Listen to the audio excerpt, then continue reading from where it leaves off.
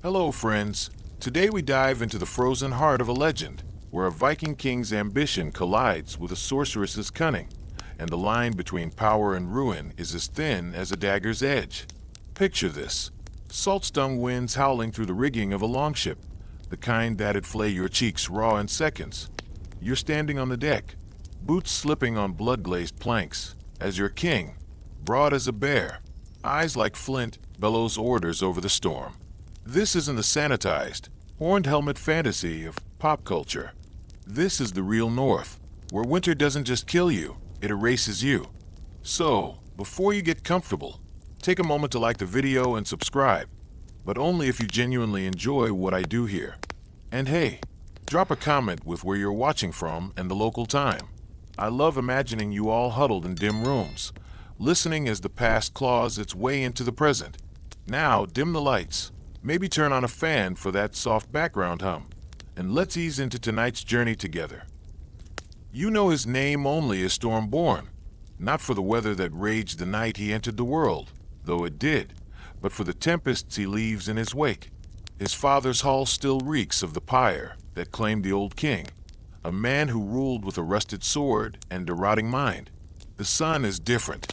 At 20 winters, he's already carved a reputation as sharp as the axe he wields one-handed. You've seen him fight. No flourish, no wasted motion. Just a pivot, a grunt, and suddenly some Dane's head is rolling toward the mead barrels. But tonight, even he hesitates. The target is a fortified English monastery, fat with gold and guarded by men who pray to a nailed god. A suicide mission, his Huskarls mutter. The tides are wrong, the omen's worse. And then there's the dream. 3 nights straight, he's woken gasping, fingers clutching at a phantom wound below his ribs, where no blade has ever touched him. The seer he consulted spat out his silver and fled. That's when the whispers find him. East, the thralls murmur when they think he can't hear. East, where the trees grow teeth and the snow sings. A woman there she can fold fate. It's madness. It's his only chance. As the crew sharpens swords they might never swing, the king slips away, his breath frosting in the dark. You follow him into the forest, where the pines press close like a burial shroud. The cold here isn't just absence of heat, it's hungry. It licks at your lungs, slows your pulse.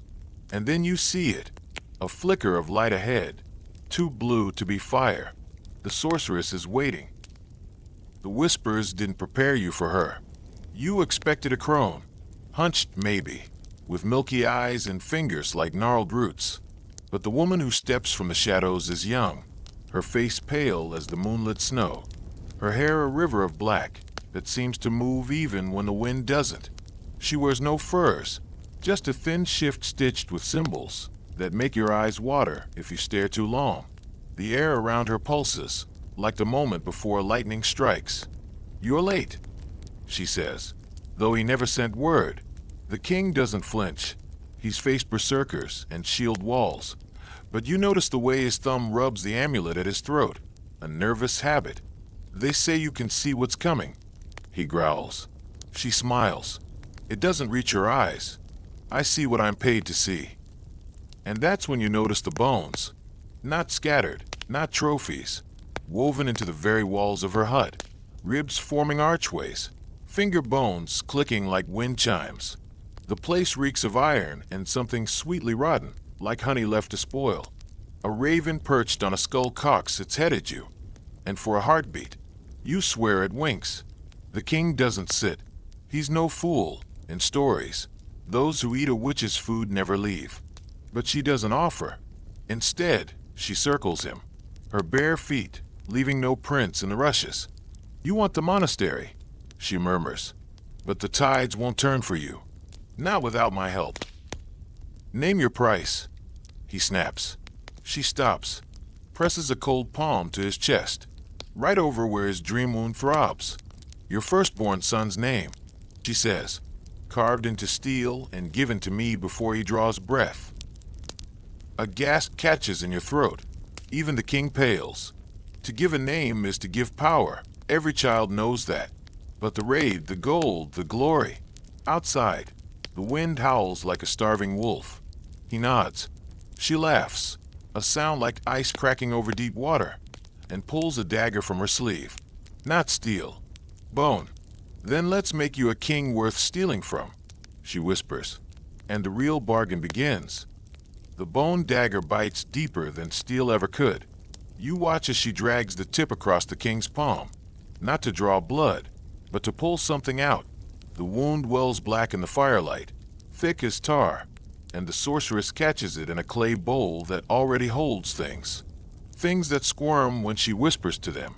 The king's jaw clenches, but he doesn't pull away. Vikings pride themselves on enduring pain. But this is different. This pain has teeth. Your enemies will see their worst fears when you charge, she murmurs, stirring the bowl's contents with the dagger. But so will your men. He doesn't care.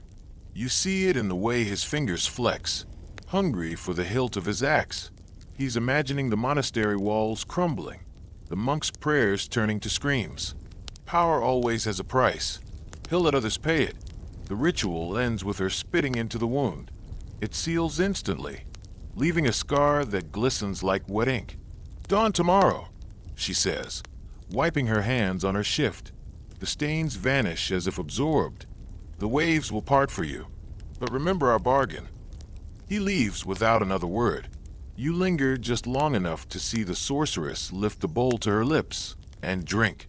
3 nights later, the monastery burns. You're there, shield locked with the Huskarls, as the king leads the charge. The tides did turn, just as she promised. Their ships beached on dry sand, no sentries in sight. But something's wrong. The torches get a green when the king passes. Men clutch their amulets, not in prayer but in terror, because the monks aren't fighting back. They're kneeling.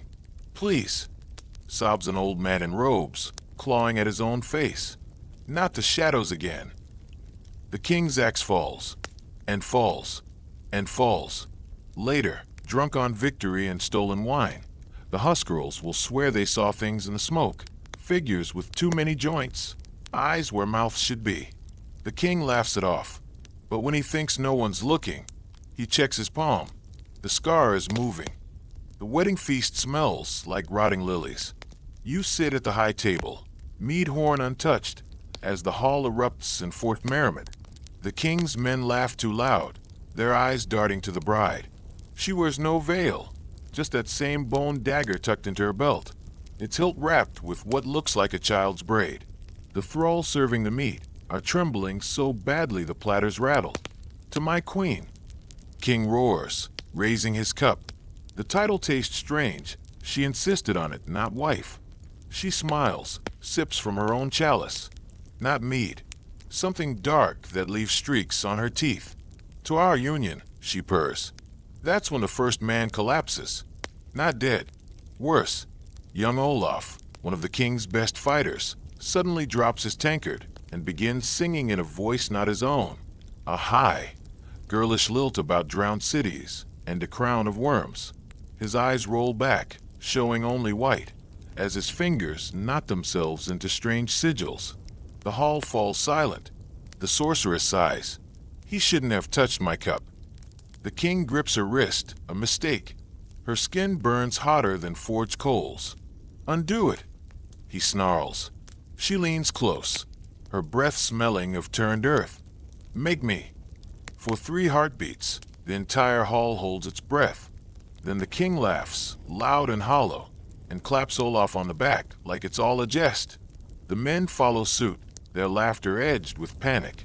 Only you notice the queen's hand slipping into Olaf's pocket as he's carried out, and the lock of hair she palms before turning back to her meal.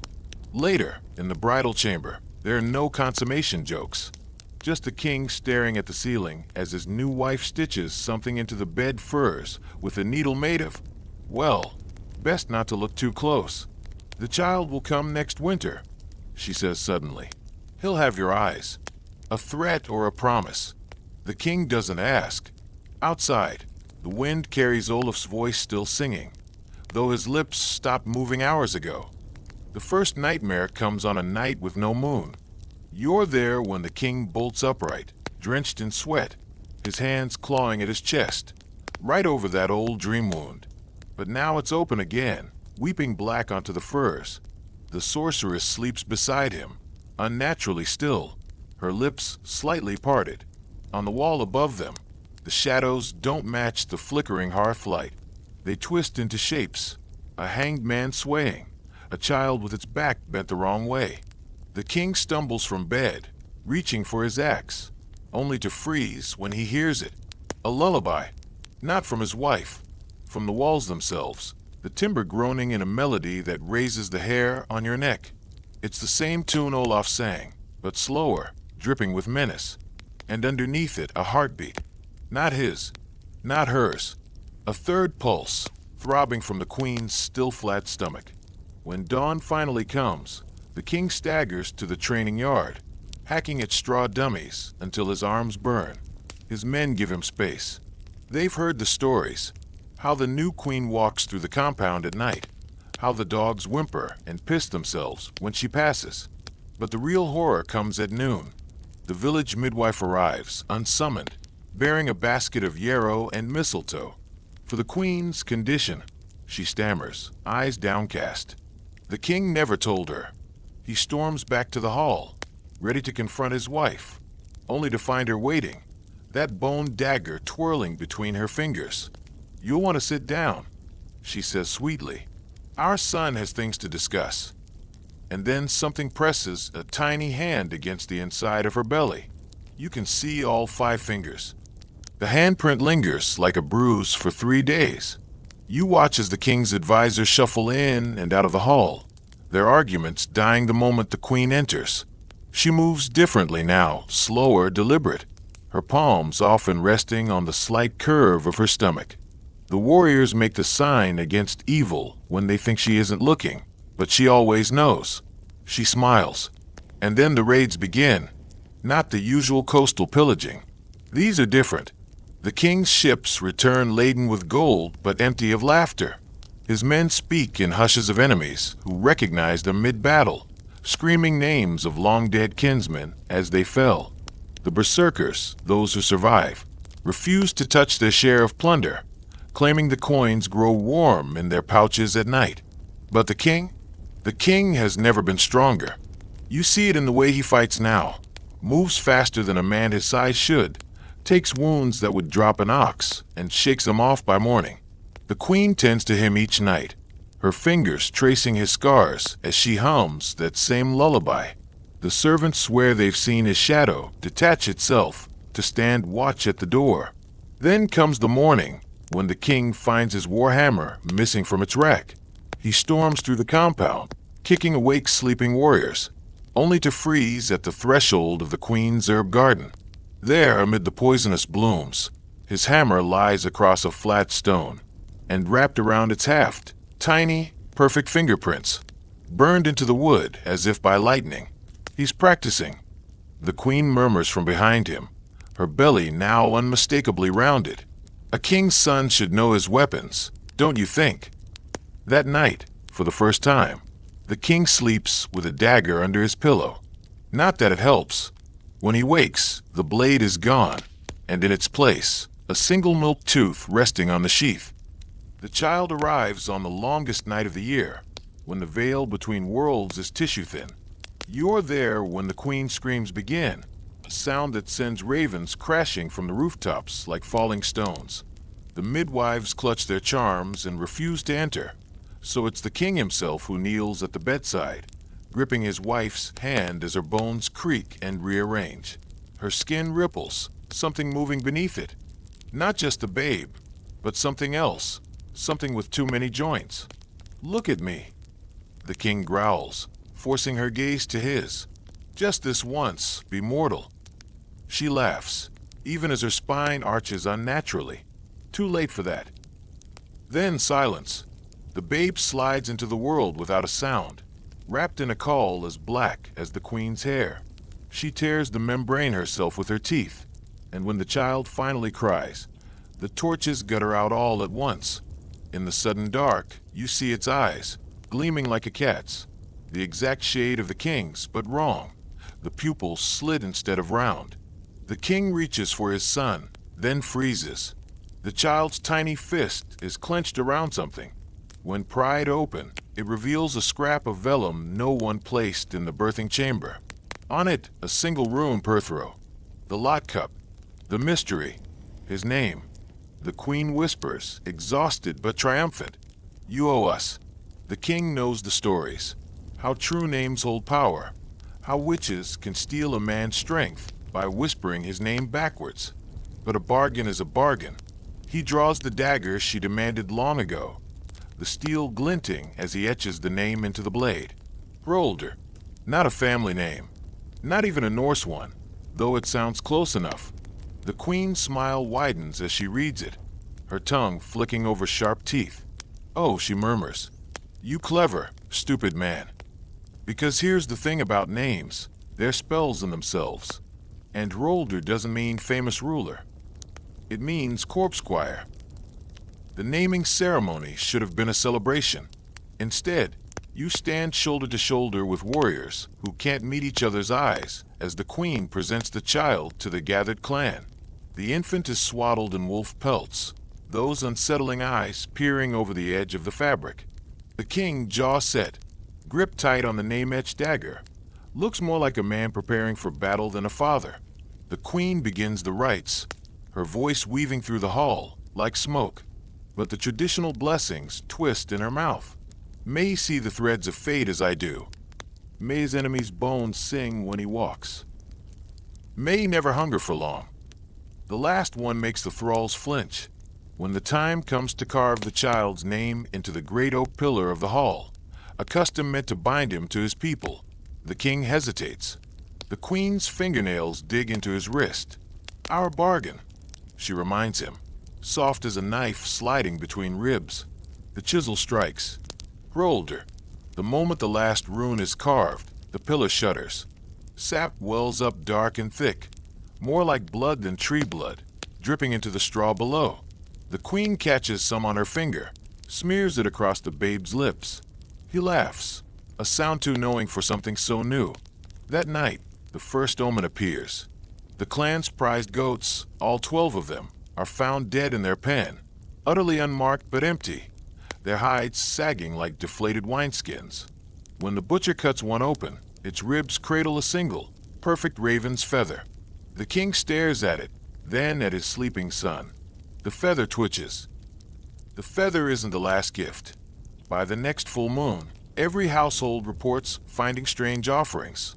A child's milk tooth tucked into a loaf of bread, a perfect circle of mushrooms growing overnight, where the goats' bodies were buried. The village seer locks himself in his hut after claiming the runestones spoke to him, their voices matching the dead jarls from the king's lineage. But the real horror? Hrolder isn't growing, not the way babes should. 3 moons pass, and while his eyes grow sharper, his limbs remain unnaturally small, his fingers still curled in that same half-grasp. He never cries, only watches silent, as the queen whispers secrets into his ears. The thralls tasked with rocking him quit one by one, muttering about how the child's shadow lags a heartbeat behind his movements. The king tries to ignore it, throwing himself into raids. But even the sea rebels now. His ships return with holds full of rotting fish that weren't rotten when loaded, their bellies split open to reveal human teeth nestled in the guts. His men are jumpy, their hands straying to amulets whenever the queen walks past with the babe in her arms. Then comes the midwinter sacrifice.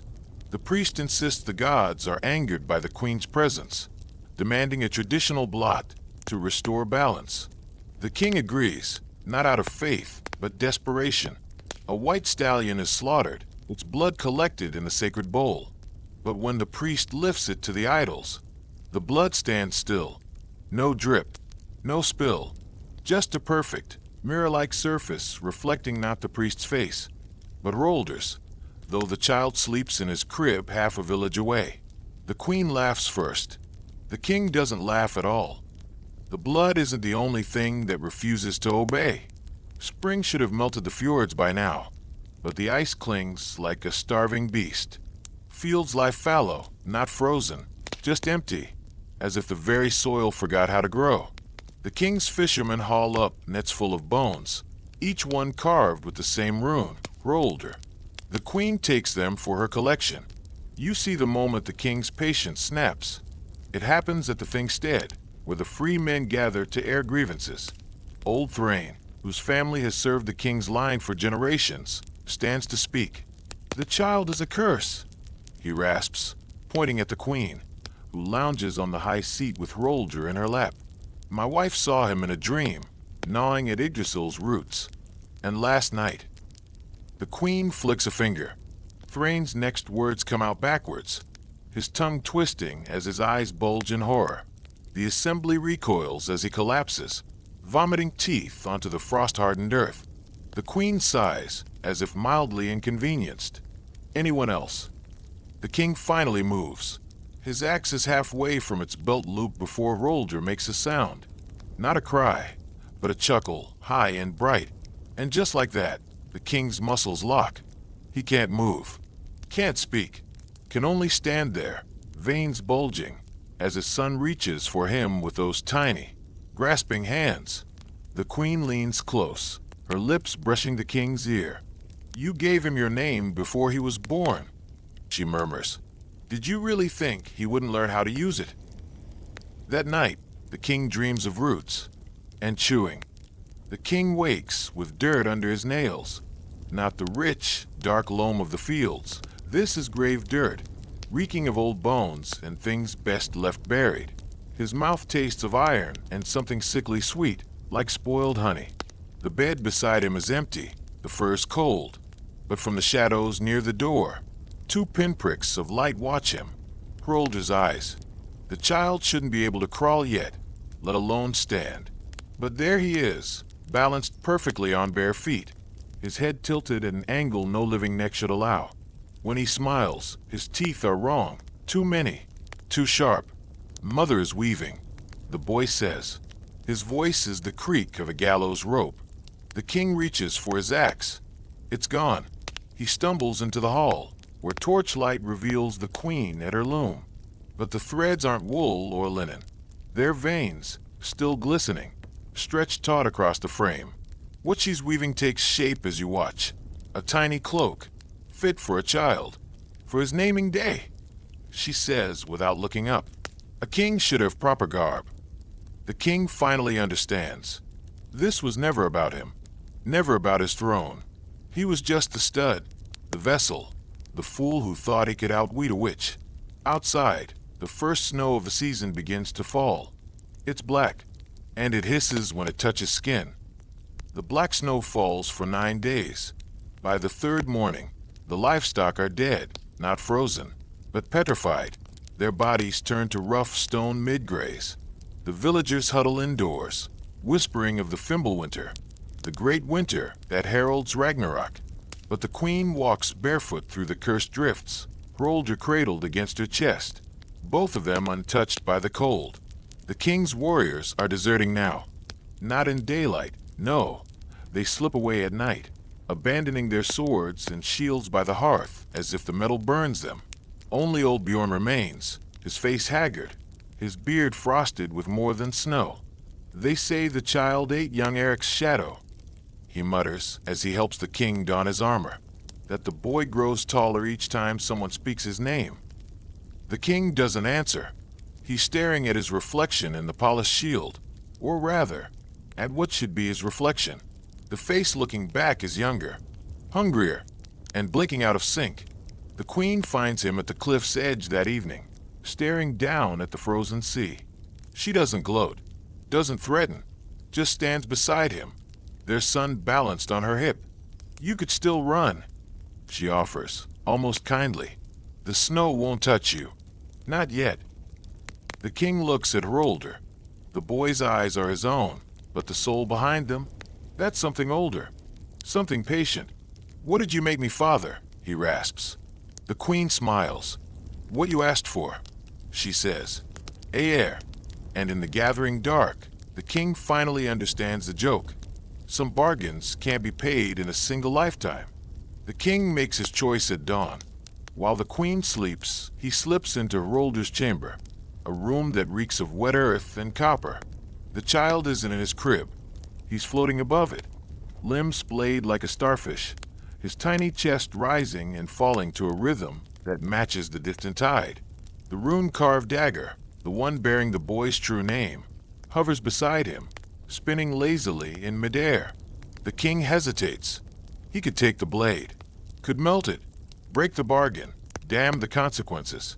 But as his fingers brush the hilt, Roldre's eyes snap open. Not sleepily, not like a child, like a trap springing. "Father," the boy says, except it's not a boy's voice.